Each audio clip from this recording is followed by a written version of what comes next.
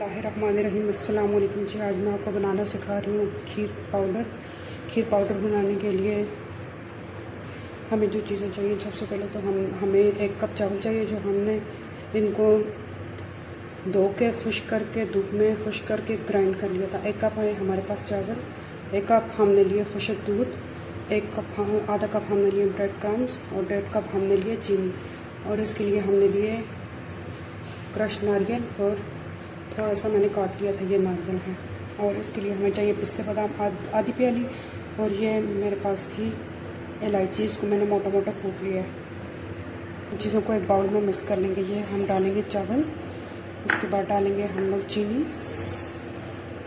फिर डालेंगे हम लोग ब्रेड क्रम्स, उसके बाद ये जाएगा खुश्क दूध, कुटे हुए ये नारियल डाल देंगे और ये पिस्ते और बादाम डाल देंगे और इनको हम मिक्स कर लेंगे।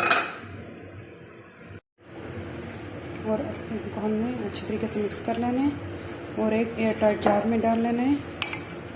और इसको आपने 2 से 3 महीनों के लिए महफूज कर सकते हैं। जब दिल करे तो पका लें। देखें जी, इसकी फाइनल लुक ये तैयार है। अगर मेरी रेसिपी अच्छी लगे तो मेरे चैनल को लाइक करना है, सब्सक्राइब करना है, शेयर करना है। और अगली रेसिपी तक के लिए इजाज़त दें। अल्लाह हाफ़िज़।